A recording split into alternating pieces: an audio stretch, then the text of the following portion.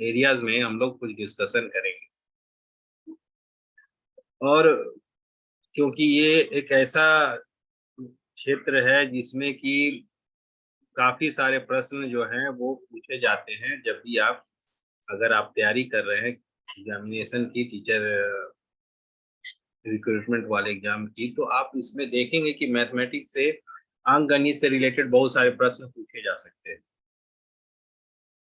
तो इसी को ध्यान में रखते हुए मैंने एक छोटा सा पर्टिकुलर कुछ टॉपिक्स को लेके एक प्रेजेंटेशन तैयार किया है, जिसमें कि हम पीछे अंकगणित से रिलेटेड डिफरेंट टॉपिक्स को कवर करेंगे। तो मैं कुछ शेयर कर रहा हूं पहले।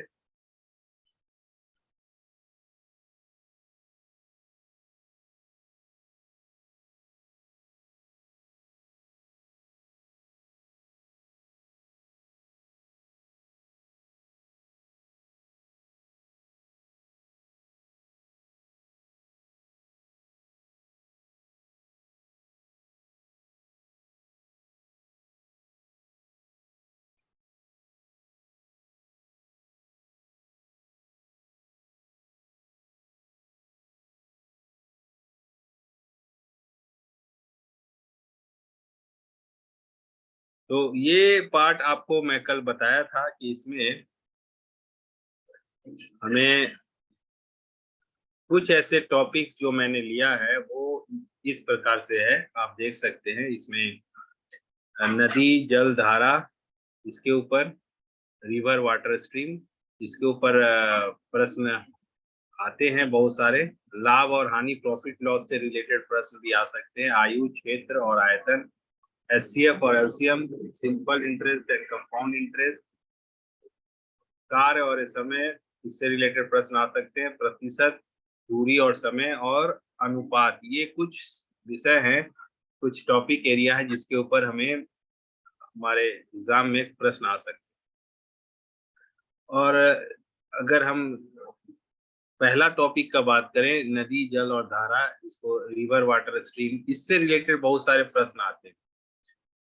कहने की बात यह है कि इसमें हमें ये जानने की जरूरत है कि किस इस प्रकार के प्रश्न जिसमें कि नदी का या वाटर बॉडी का फ्लो दिया गया हो, उसी की तरह आपका बोट का आपका वेलोसिटी दिया गया हो, रिवर का भी गति बताया गया हो, तो उस समय धारा के विपरीत दिशा में जाएंगे तो क्या कंडीशन होगा, धारा के दिशा में जाएंगे तो क्या होगा। ये आप जानते हैं कि जब धारा के दिशा में जाएंगे तो हमारा जो इफेक्टिव बोट का जो वेग है वो बढ़ जाएगा, क्योंकि हम उसी के फ्लो के साथ जा रहे हैं।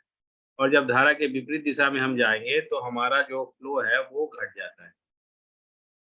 तो ये इस पर्टिकुलर कॉन्सेप्ट से रिलेटेड अगर हम बात करेंगे तो हम ये देख सकते हैं, जैसा कि आप यहाँ देख पा रहे हैं, धारा के प्रतिकूल गति, धारा के प्रतिकूल गति एक नाव की गति शांत पानी में नाव की गति से धारा की गति को घटाकर होती है। तो ये अगर धारा की प्रतिकूल में अगर आप जाएंगे तो आपकी गति जो है वो घट जाएगी, और धारा के अनुकूल गति में जाएंगे तो आपकी गति जो है वो बढ़ जाएगी। ये स्वाभाविक है। तो जो कॉन्सेप्ट आपको समझना है, इस पर्टिकुलर कॉन्सेप्ट से रिलेटेड प्रॉब्लम को सॉल्व करने के लिए, वो है, पहले तो है कि अप स्ट्रीम जाएंगे तो आपका इफेक्टिव वेव क्या, और जो वेलोसिटी होगा वो क्या, या स्पीड जो होगा वो क्या होगा, और अगर आप डाउन स्ट्रीम जाएंगे तो आपका इफेक्टिव स्पीड क्या होगा। आप जानते हैं कि ये किस तरह से बढ़ता है और घटता है। तो हमारा अगर हम देखें, जो समय होगा धारा के प्रतिकूल जो है वो हमारा जो है, आपको ये पता होगा, speed equal to distance by time होता है। तो हमें क्या है, अगर हमारे पास पहले से है तो हमें ये मालूम होना चाहिए कि अप स्ट्रीम का मतलब क्या है और डाउन स्ट्रीम का मतलब क्या है। हिंदी में तो मैंने बता दिया आपको कि धारा के प्रतिकूल गति क्या है और धारा के अनुकूल गति क्या है। तो इसको ध्यान में रखते हुए आप ये जानते हैं कि हमारा जब अप स्ट्रीम होगा, अप स्ट्रीम का मतलब है कि हम अपोजिट डायरेक्शन में जा रहे हैं, हमारा इफेक्टिव स्पीड जो है वो घट जाता है।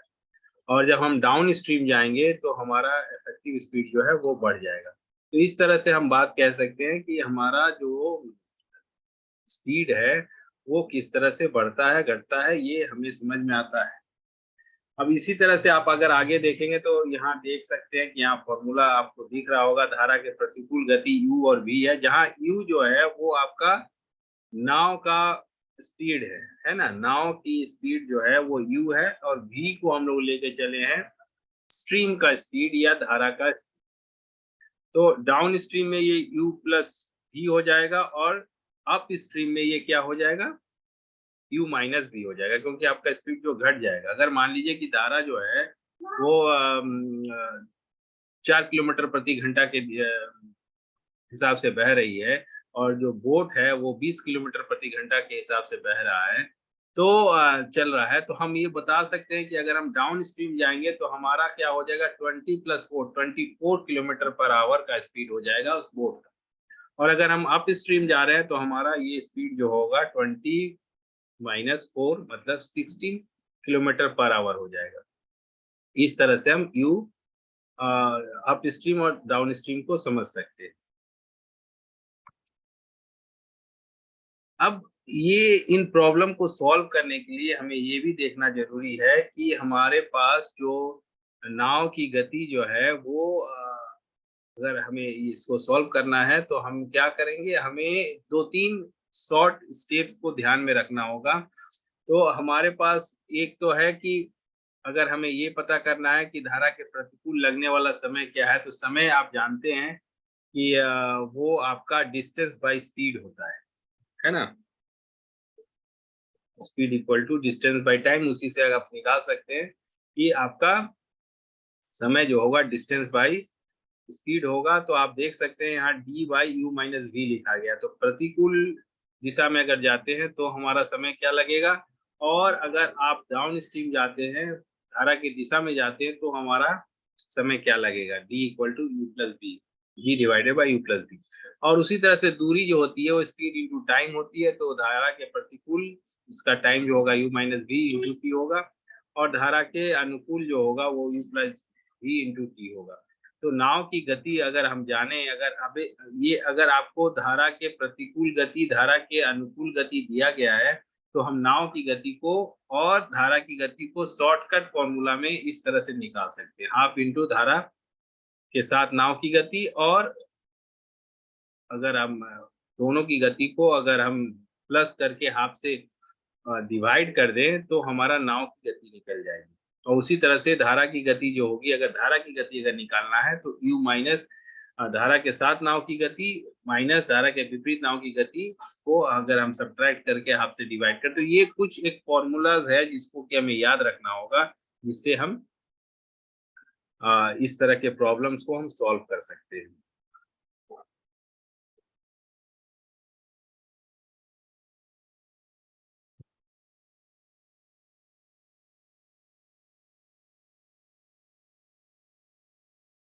तो इस तरह के प्रॉब्लम को अगर हमें समझना है तो यहाँ देखिए उदाहरण में भी दिया गया है कि यदि शांत पानी में नाव की गति 10 किलोमीटर प्रति घंटा है और धारा की गति में गति 2 किलोमीटर घंटा है, तो धारा के विपरीत नाव की गति 8 किलोमीटर घंटा होगी, क्योंकि 10-2, और धारा के अनुकूल क्या होगा, 10+2 12 किलोमीटर प्रति घंटा होगा।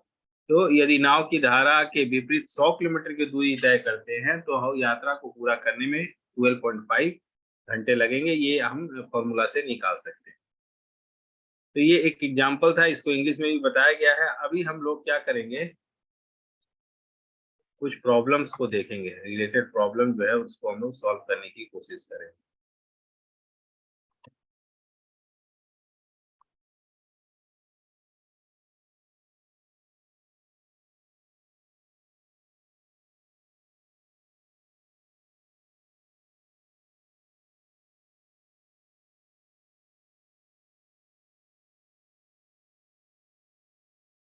तो ये पहला क्वेश्चन जो है, हिंदी इंग्लिश में दोनों रखता हूँ।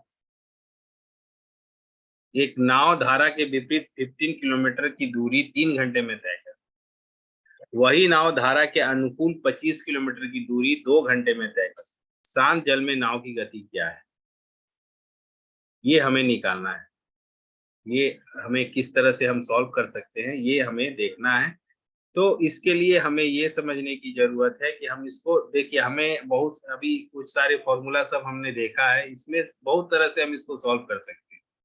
अब ये देखना है कि हम कम समय में इसको कैसे सॉल्व कर सकते हैं। तो यहाँ देखिए, अगर आप ये देखें, एक नाव धारा के विपरीत 15 किलोमीटर की दूरी 3 घंटे में तय करती है, 15 किलोमीटर की दूरी 3 घंटे में तय करती है, तो आप क्या कर सकते हैं,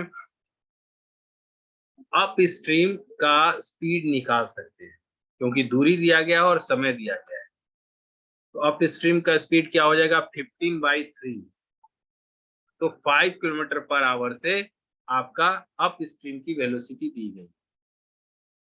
वहीं नाव धारा के अनुकूल 25 किलोमीटर की दूरी 2 घंटे में तय कर सकती है। तो आपको धारा के डाउन स्ट्रीम जो है, धारा के साथ जो जब नाव चल रहा है उस समय की भी स्पीड निकाल सकते हैं, 25/2, दैट इज 12.5।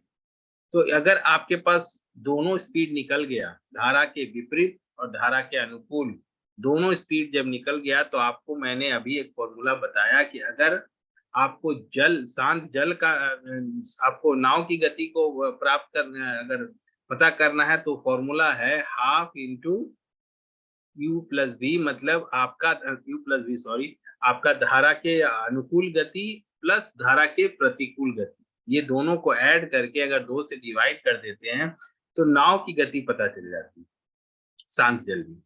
और एक फॉर्मूला इसी, यही शॉर्टकट फॉर्मूला एक ये था कि अगर हमें जलधारा का स्ट्रीम पता करना है, धारा का स्पीड पता करना है, तो यही धारा के विपरीत गति और धारा के अनुकूल गति, धारा के अनुकूल गति माइनस धारा के विपरीत गति को लेके 2 से डिवाइड कर देते हैं।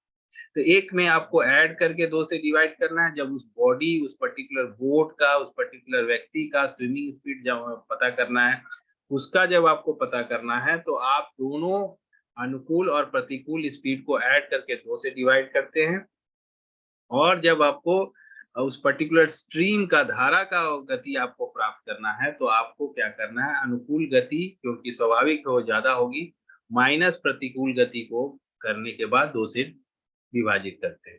तो ये एक शॉर्टकट है जिसको कि हमें याद रखना है। तो इसी शॉर्टकट को यहाँ अगर यूज करते हैं, तो हमें मालूम है कि हमारे पास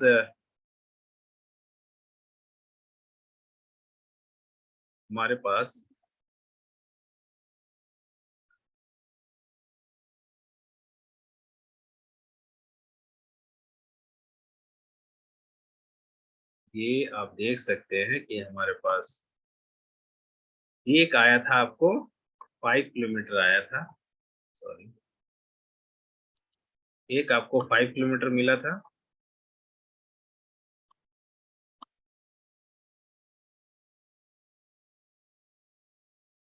5 किलोमीटर मिला था डाउन स्ट्रीम का, अप स्ट्रीम का, और एक मिला आपको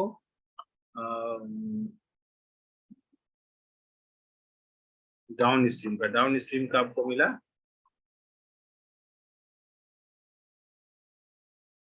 12.5। तो मैंने जैसे आपको बताया कि आप क्या करेंगे, 5 और 12.5 को ऐड करेंगे, और 12.5 को ऐड करने के बाद उसको 2 से विभाजित कर देंगे, है ना। तो ये आपका वैल्यू आएगा 17.5 डिवाइडेड बाई 2, अगर आप करते हैं तो आपका वैल्यू जो है 8.75 आएगा। आप देख सकते हैं इसका वैल्यू ये आएगा। और ये कैसे निकला है, तो जैसा कि मैंने आपको पहले ही बताया कि ये हमने इस पर्टिकुलर फॉर्मूला को यूज किया है, speed of boat with the stream minus speed of boat against the stream, अगर स्पीड ऑफ स्ट्रीम पता करना है, और स्पीड ऑफ बोट अगर पता करना है, तो speed of boat with stream plus speed of boat against stream divided by half. तो ये सेकंड वाले ये फर्स्ट वाला जो है स्पीड ऑफ बोट, क्योंकि हमको निकालना था, इसमें हमने इसको यूज किया है। ये दो इंपॉर्टेंट फॉर्मूला है जिसको कि हमें याद रखना है। अगर आपके पास डाउन स्ट्रीम में स्पीड पता हो, अप स्ट्रीम में स्पीड पता हो, तो आपको बोट का स्पीड निकालना है या स्ट्रीम का स्पीड निकालना है, हम ये दोनों फॉर्मूला को हम याद करके आराम से इसको कर सकते हैं। तो ये हमारा तरीका होगा। तो ये पहला क्वेश्चन, इस तरह से आप इसको समझ गए होंगे कैसे सॉल्व करना है।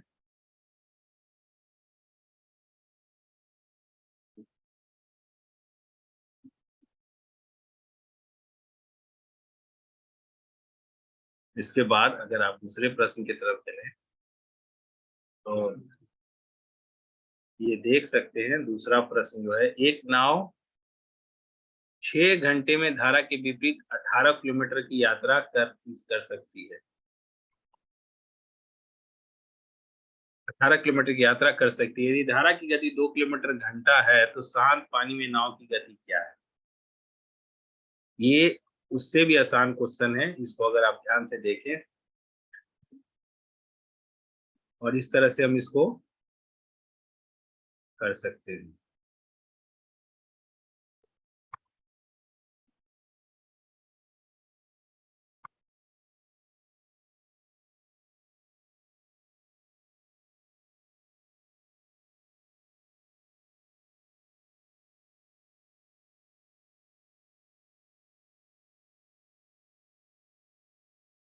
निशा,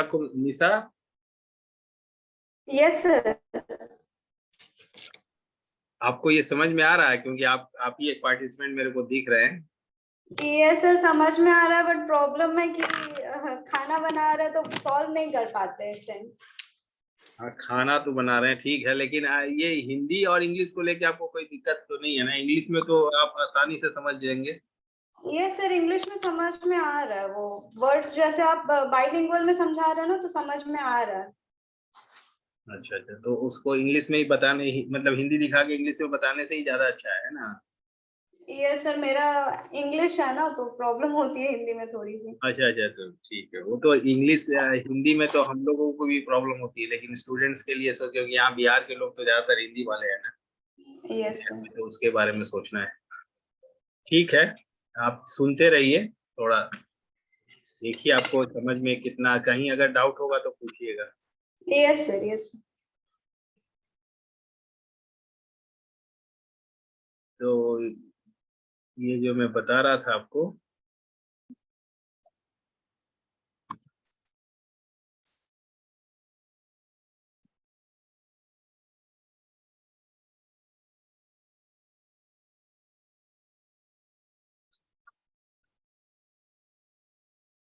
तो ये प्रश्न आप देख सकते हैं। इस प्रश्न में आप देखेंगे कि एक नाव 6 घंटे में धारा के विपरीत 18 किलोमीटर की यात्रा कर सकती है। यदि धारा की गति 2 किलोमीटर प्रति घंटा है तो शांत पानी में नाव की गति क्या है? तो ये देखिए, काफी आसान क्वेश्चन है।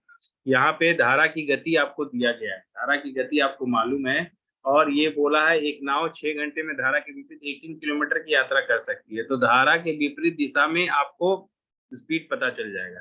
धारा के विपरीत दिशा में आपका स्पीड जो है वो आपको दिया गया है, वो है आपका 3 किलोमीटर पर आवर, है ना? क्योंकि अगर 18/6 करेंगे तो 3 किलोमीटर पर आवर है। तो आप ये देख सकते हैं, और इसी के साथ आपको ये भी दिया गया है कि धारा की गति क्या है ना? तो आपको नाव की गति को निकालना है ना? तो ये आपका देखिए कि u माइनस वी जो दिया गया, u माइनस वी जो है वो आपको दिया गया कितना? 3, सॉरी, 18/6 3 दिया गया है।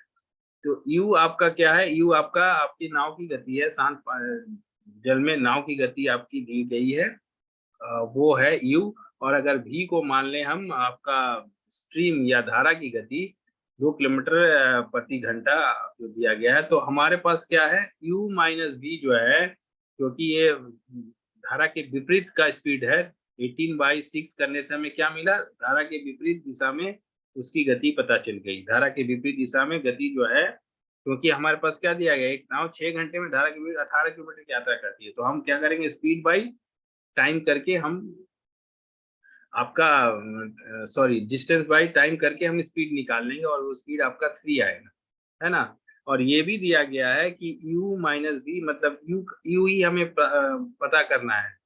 प्रश्न है शांत पानी में नाव की गति क्या है, तो हमें u पता करना है, और v जो है हमारा स्ट्रीम का वेलोसिटी दिया गया है, स्पीड दिया गया। u माइनस v जो है इक्वल टू 3, u आपका हो जा रहा है यहाँ, आप देख सकते हैं। अगर देखेंगे तो यहाँ पे आप देख सकते हैं कि आपका u जो है, ये नाव का स्पीड है, माइनस v जो है वो आपका धारा का स्पीड है ना? यहाँ पे अगर आप देखेंगे u माइनस v, ये जो है ये कितना दिया गया है, ये ही धारा के विपरीत आपका स्पीड है। u माइनस v जो होता है धारा के विपरीत का स्पीड होता है। तो u माइनस v जो है ये क्या निकाला हमने, 3 निकाला है ना। और ये भी आप ये दिया हुआ है प्रश्न में कि आपका u और v, u तो हमें निकालना है, v क्या है, 2 है, 2 दिया हुआ है हमारे पास, है ना। तो इसलिए u जो है वो क्या होगा, u जो है हमारा 5 हो जाएगा, u है जो हमारा 5 हो जाएगा। तो ये हमें देखना है कि ये उससे भी आसान प्रश्न था जो हम पहले देख रहे थे, और इसका आंसर जो है वो आपका डी होगा। इसी तरह से अगर हम और आगे बढ़ते हैं,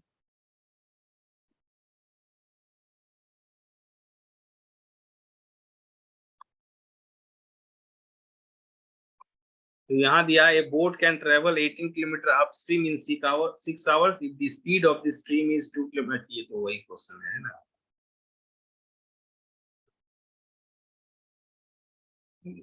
मैं थोड़ा सोच रहा हूँ कि आपको इंग्लिश में ही एक बता दूं।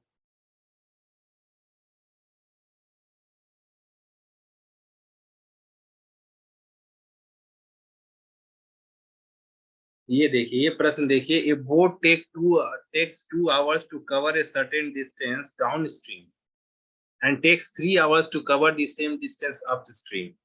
If the speed of the stream is 4 km per hour, what is the speed of the boat in still water? ये भी बहुत आसान प्रश्न है। आप देख सकते हैं कि आपको ये दिया गया एक सर्टेन डिस्टेंस मतलब डिस्टेंस फिक्स है। एक बार उसी डिस्टेंस को अप स्ट्रीम में वो जा रहा है बोट, और एक बार उसी डिस्टेंस को वो डाउन स्ट्रीम में जा रहा है। ऑफ कोर्स ये सही है कि जब आप डाउन स्ट्रीम जाएंगे तो आपका स्पीड बढ़ा रहेगा, और अप स्ट्रीम जब जाएंगे तो आपका स्पीड घटा रहेगा। इसीलिए आपको पहले केस में आपका क्या आ रहा है, आपके पहले केस में जो आ रहा है वो टाइम लग रहा है 2 घंटा, और दूसरे केस में जब आप अप स्ट्रीम जा रहे हैं तो आपको टाइम लग रहा है 3 घंटा। तो आपका डिस्टेंस इन जो आपका डिस्टेंस जो होता है वो क्या, उसका फॉर्मूला है स्पीड इनटू टाइम, है ना। तो अगर हम देखें, अगर आपने प्रश्न के हिसाब से अगर आप देखेंगे, अगर यहाँ पे देखा जाए, तो अगर हमारे पास धारा के विपरीत जो स्पीड होगा वो क्या होता है, u माइनस v होता है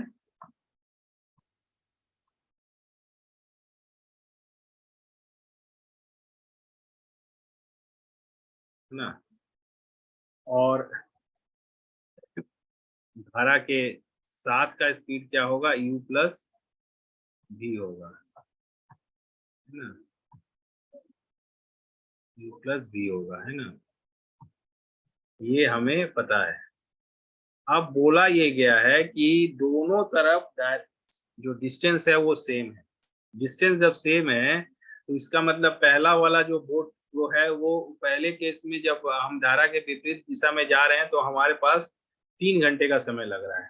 तो ये यहाँ पे 3 से मल्टीप्लाई कर देते हैं, और धारा के डाउन स्ट्रीम जा रहे हैं, धारा के साथ अगर जा रहे हैं तो 2 घंटा समय लगा, तो हम यहाँ 2 से मल्टीप्लाई कर देते हैं।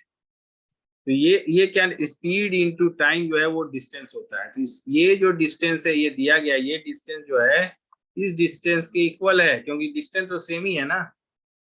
जब 3 घंटे में आप जैसे धारा के विपरीत दिशा में चलते हुए गए हैं, वही 2 घंटे में धारा के साथ आ पाए, ये दिया गया है। और इसके साथ आपको ये v जो है, दोनों केस में जो v है ये आपका दिया गया है कि ये जो है 4 है ना, 4 किलोमीटर दिया गया है। तो आपके पास अननोन क्या रह गया, u रह गया, उसको निकालना है। तो अगर इसको सॉल्व करेंगे तो यहाँ पे अगर 4 का वैल्यू डालने के बाद अगर आप सॉल्व करते हैं तो आपके पास ये हो जाता है 3u, है ना, और उधर से एक आएगा 2u, इधर से जो इस साइड राइट हैंड साइड में जो है u, वो इधर मल्टीप्लाई होके आएगा 3u, और इधर से 2u जो है इधर आएगा, तो 3u माइनस 2u हो जाएगा। और ये आप जैसे जानते हैं कि 4 है तो 3 4 12, और यहाँ 2 4 8 है ना। तो 8 यहाँ पहले से है, अगर इस 3 4 या 12 माइनस 12 को इधर लेके आएंगे तो आपके पास हो जाएगा 4,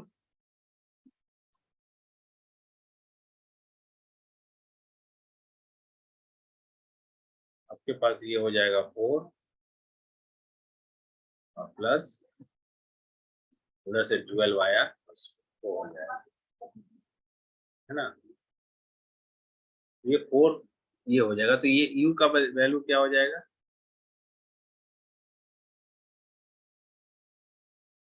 सॉरी, यहाँ पे तो 8 हो रहा है ना, 2 4 या 8 होगा, सॉरी ये 8 होगा, है ना। तो 8, क्योंकि यहाँ 4 रखेंगे, 2 4 या 8 रहा, और ये 3 4 या 12 8, और ये 12 जो है इस साइड राइट हैंड साइड आया है, तो आपके पास क्या हो जाएगा? 8 प्लस 12 जो है वो क्या हो जाएगा? 20 हो जाएगा, है ना, 20। तो आपका डी जो है इसका आंसर होगा। मतलब इसी तरह के प्रश्न सब आएंगे, अगर स्पीड और अप स्ट्रीम डाउन स्ट्रीम वाला रिलेटेड प्रश्न होगा तो इस तरह के 5 प्रश्न अगर हमें देखना पड़े तो अगर ज्यादातर क्वेश्चन जो है इसी तरह के आएंगे। मैं 5 क्वेश्चन को बताऊंगा आज के लिए सिर्फ। लो यहाँ देखिए, आपको एक और केस दिया गया है, थोड़ा सा उसी से मिलता जुलता है। ये देखिए, ये boat can travel 60 kilometre up streams in 6 hours. ठीक है, 60 किलोमीटर जा रहे हैं हम लोग अप स्ट्रीम 6 घंटे, मतलब धारा के विपरीत दिशा में हम लोग जा रहे हैं 6 घंटे में। The same boat can cover 90 kilometre down stream in 5 hours. ठीक है, 9 किलोमीटर 5 आवर्स में। What is the speed of the boat in the still water and what is the speed of the stream? अभी यहाँ पे हमें जो formula मैंने आपको पहले बताया था कि अगर आपके पास धारा के विपरीत दिशा का वेग मालूम हो, धारा के साथ की दिशा का स्पीड मालूम हो, तो आपका बोट का स्पीड क्या होता है? हाफ इंटू धारा के अनुकूल प्लस धारा के प्रतिकूल स्पीड को ऐड करके 2 से डिवाइड कर दीजिएगा, आ जाएगा। और स्ट्रीम जो है, धारा का गति को हम कैसे निकाल सकते हैं?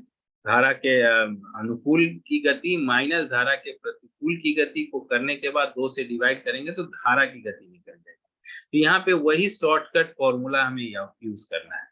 उसके पहले हमें पता होना चाहिए कि धारा के प्रतिकूल गति क्या है और धारा के अनुकूल गति क्या है, और वो हम कैसे निकाल देंगे?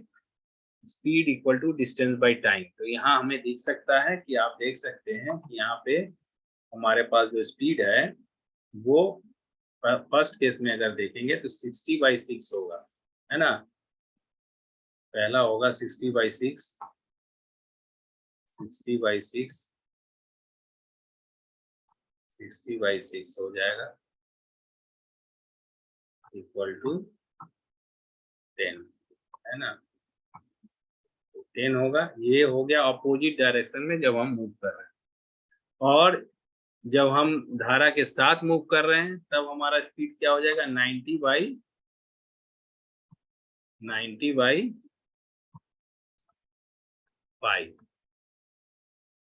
90/5 का मतलब हो गया 18, है ना, 18। तो अब हमारे पास दोनों स्पीड है। पहला स्पीड धारा के अनुकूल 18 किलोमीटर पर आवर, और धारा के प्रतिकूल का स्पीड क्या है? 10 किलोमीटर पर आवर। तो हम शॉर्टकट फॉर्मूला जो हमने बताया था उसके हिसाब से बोट का स्पीड जो हो जाएगा 10 प्लस 18 को ऐड कर दीजिए और डिवाइडेड बाई 2 कर दीजिए, मतलब 18 प्लस 10 28 हो गया, divided by 2 that is 14 kilometre per our. Boat का स्पीड 14 किलोमीटर पर आवर।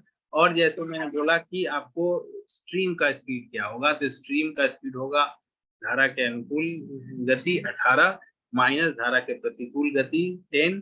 तो 18 माइनस 10 करने से आपके पास 8 आया, डिवाइडेड बाई 2 4। तो आपके पास आंसर इसका होगा boat speed equal to 14 kilometre per hour और स्ट्रीम स्पीड जो है वो 4 किलोमीटर पर आवर। तो ये हमारा स्पीड का इस पर्टिकुलर प्रश्न का उत्तर आप इस तरह से देख सकते हैं।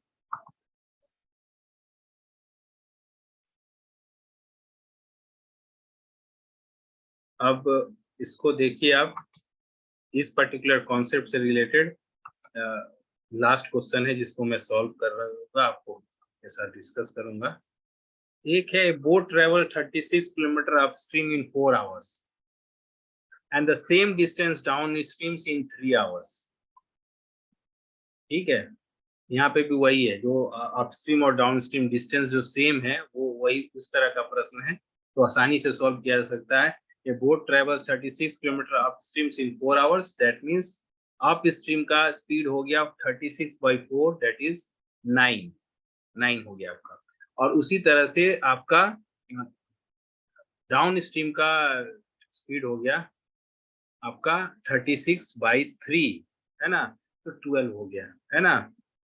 तो आपके पास अप स्ट्रीम का वेलोसिटी जो है आपका पर्टिकुलर एट बोट का स्पीड जो है वो आपका आ गया 9 किलोमीटर पर आवर, और उसी तरह से डाउन स्ट्रीम में जो स्पीड हो गया वो हो गया 12 किलोमीटर पर आवर। तो आपको पूछा क्या गया है, what is speed of the boat, boat का स्पीड पूछा है।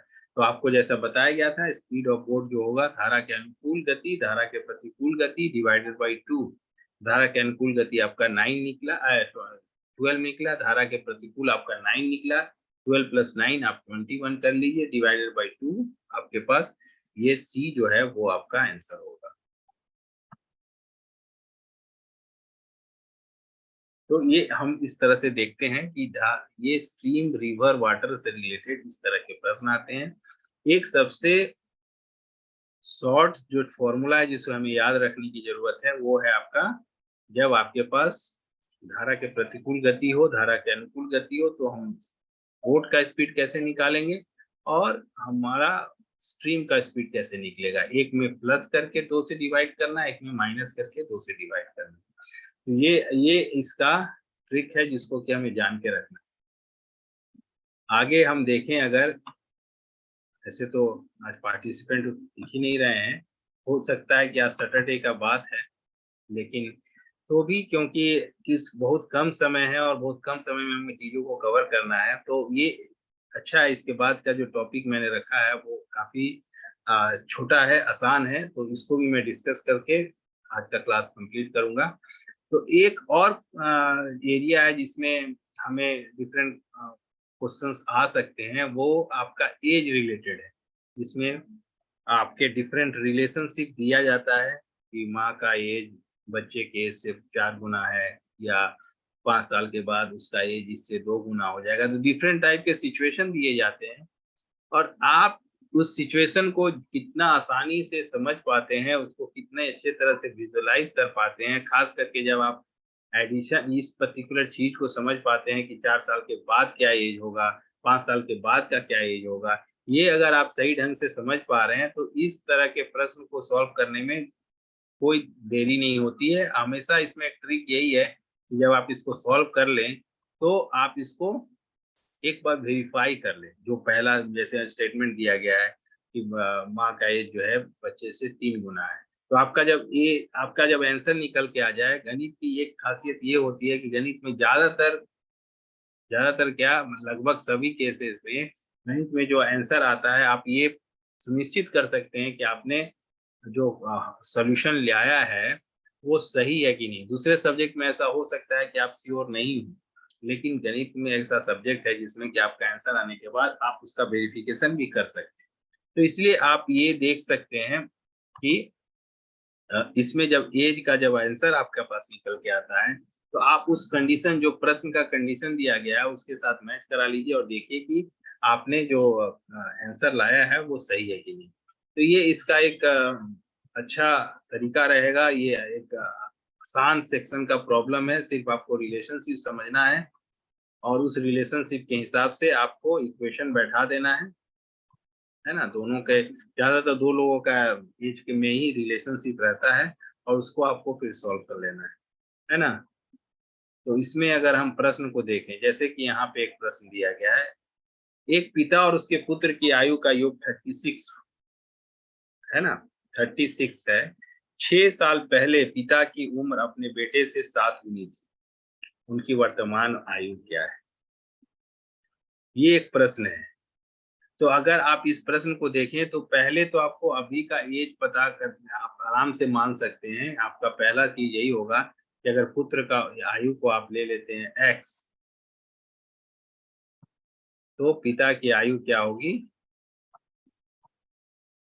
36 माइनस x, है ना, 36 माइनस x, क्योंकि दोनों के आयु का योग जो है वो दिया गया है 36। 6 साल पहले पिता की उम्र अपने बेटे से 7 गुना थी। 6 साल पहले इसका एज क्या होगा x माइनस 6 हो जाएगा, और से 6 साल पहले पिता का एज क्या होगा 36 माइनस x माइनस 6, तो ये हो जाएगा, अगर आप आसानी से लिखेंगे तो ये हो जाएगा 30 माइनस 6, है ना, 30 माइनस x। अब ये दो सिचुएशन होने के बाद आपको इसके साथ एक दिया गया है 6 साल पहले पिता की उम्र अपने बेटे से 7 गुनी थी। तो अगर आप इसको इक्वेशन में लिखने की कोशिश करेंगे तो आपके पास क्या हो जाएगा, क्योंकि पुत्र की एज जो है x माइनस 6 है, तो आपको लिखना होगा, पहले मैं दोनों के एज को आसपास लिखता हूँ, x minus 6 equal to 30 minus x।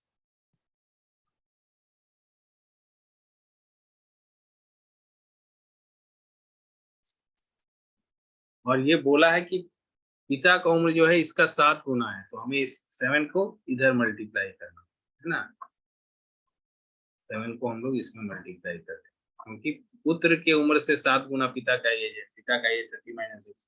इसको अगर आप सॉल्व करेंगे तो मैं थोड़ा आपको शॉर्ट में बता दूं, ये 7x है तो इधर एक x है, तो ये x माइनस में है तो इधर आएगा तो 8x हो जाएगा,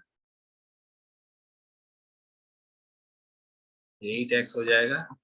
और ये जब 7 6 और 42 माइनस में है, उधर जाएगा तो प्लस हो जाएगा, तो 30 प्लस 42 आपका 72 हो जाएगा, है ना, 72 हो जाएगा। x क्या होगा आपका, x हो जाएगा आपका 9, है ना,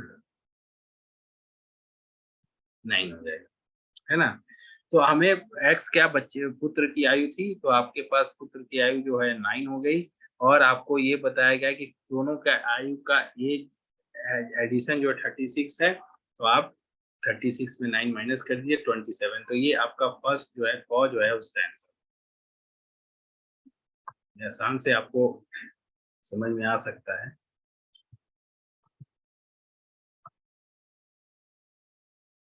उसके बाद ये तो उसी का एक और प्रश्न देख लीजिए, यही एज तक ही मैं बताऊंगा और दूसरा कॉन्सेप्ट में मैं नहीं जाऊंगा। The sum of ages of brother and sister is 24 years, है ना। यहाँ पे भी वही है, दो भाई हैं जिनके नहीं, एक भाई और एक बहन है जिनके एज का एडिशन 24 है, तो एक एक को x माने और एक को 24 माइनस x माने, तो ये दोनों को लेंगे। उसके बाद यहाँ पे भी दिया गया 4 years ago,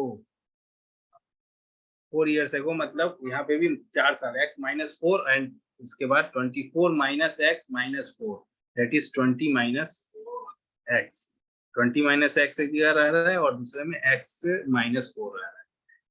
The brother was thrice as old as the sister, तो अगर आप इसको लिखने की कोशिश करेंगे, तो अगर मान लीजिए आपने ब्रदर को माना है x, है ना, तो आपको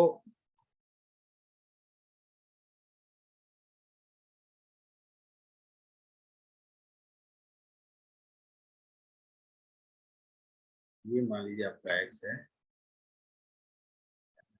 x ब्रदर का एज है, x में 4 हम माइनस किए तो 4 इयर्स एगो हो गया, x माइनस 4 जो कर दिए हम, और हमें पता क्या था, बहन का जो एज है वो हमें पता क्या था 24 माइनस x माइनस 4 किए तो ये 20 माइनस x हो गया लास्टली, है ना, 4 साल पहले बहन का एज 20 माइनस x। तो बोला है the brother was thrice as old as the sister, ठीक है। तो ब्रदर जो है वो बता रहा है 3 गुना ज्यादा है सिस्टर का, तो यहाँ सिस्टर मैंने इसको माना है तो हम इसमें 3 से मल्टीप्लाई कर देंगे, है ना। तो अगर इसको आप सॉल्व करते हैं तो आप देख सकते हैं ये क्या आएगा, इधर x रह जाएगा, है ना, और इधर -3x है वो इधर आ जाएगा, तो ये 4x हो जाएगा, है ना, ये 4x हो जाएगा। इधर से -3x है वो इधर आ गया तो 4x, और यहाँ पे 20 में 3 से मल्टीप्लाई हो गया 60, और यहाँ था 4, 60 और 4 मतलब आपका 64 हो जाएगा। इसलिए आपके पास क्या हो जाएगा, आपका x जो है वो कितना हो जाएगा, 16 हो जाएगा, है ना, 16 हो जाएगा। तो x हमने ब्रदर का एज माना था, तो ब्रदर का एज 16 हो गया, और आपका सिस्टर का एज हो गया 8 इयर्स, क्योंकि दोनों का एडिशन करने से 24 आ रहा है बोला गया है, तो आपका ये हो गया। इस तरह से आप इस आगे का प्रश्न भी सॉल्व कर सकते हैं, थोड़ा इसी तरह के प्रश्न आ सकते हैं आपके पास।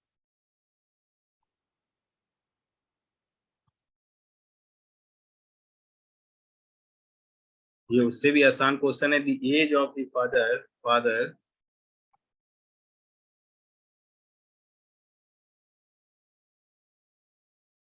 the age of the father is 3 times the age of his son. The sum of their ages is 48 years. What are their current ages? तो ये आसानी से आप समझ सकते हैं, the age of father is 3 times the age of his son. तो सन का एज को x मान लें, फादर का एज हो जाएगा 3x, और sum of their ages is 48 years. तो 3x plus x 4x equal to 48, तो x क्या हो जाएगा, 12 हो जाएगा। ये काफी आसान क्वेश्चन है। 12 आपका, सर ऑप्शन सी आंसर होगा ना? हाँ 12 होगा, क्योंकि आप देख ही रहे हैं एक में आपका 12 लिखा हुआ है। काफी आसान था, और बाकी दोनों प्रश्न से आप कंपेयर करके देख सकते हैं कि जो आपका आंसर होगा वो ये होगा, क्योंकि आपके पास जैसे ही 12 मिल जाता है आप उसका 3 गुना 36 यहाँ देख रहे हैं, इस तरह से आप सोच सकते हैं।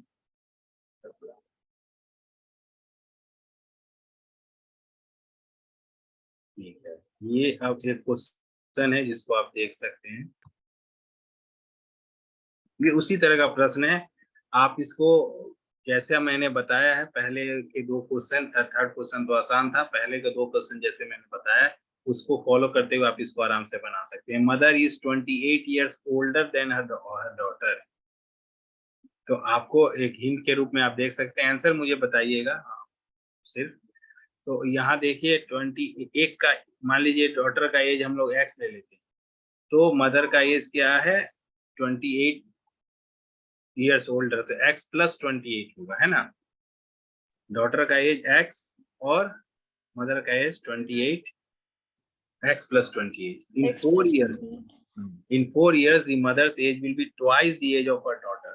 4 साल के बाद डॉटर का एज क्या हो जाएगा, x plus 4 हो जाएगा, और मदर का एज क्या हो जाएगा, 28 plus x plus 4, मतलब X plus 32. x plus 32।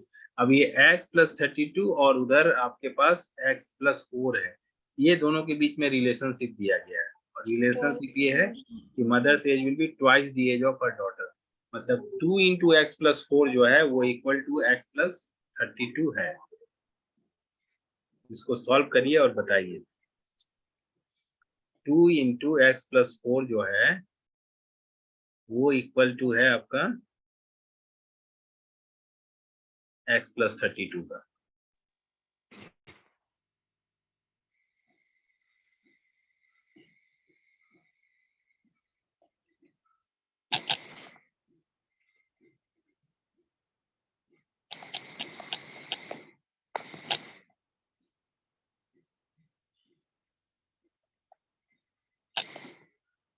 Sir X 24 आएगा ना? हाँ ठीक है, तो x आपका 24 आएगा, और इसी तरह से आप उसमें 28 अगर ऐड कर देंगे तो आपके पास जो माँ का एज है वो आपको 52 ईयर्स निकलेगा। तो ये आपका प्रश्न का उत्तर आपका यही होगा। लास्ट क्वेश्चन जो मैं बता रहा हूं आपको, ये देखे होंगे, इस तरह का भी प्रश्न आता है, आप इसको देखें देख सकते हैं कि the ratio of the ages of two brothers is 3:5. The sum of their ages is 32 years. ये भी बहुत आसान प्रश्न है, आप जल्दी से इसको देखिए और बताने की कोशिश कीजिए। रेशियो दिया गया है दो भाई के एज का 3:5 और दोनों के एज का एडिशन दिया गया 32। क्या होगा ये बताइए आप। सर एक ब्रदर का 3x लेंगे और दूसरे का 5x लेंगे। हाँ, ऐसे करके ही आपको करना होगा। 3x + 5x, 3x + 5x = 32। 32।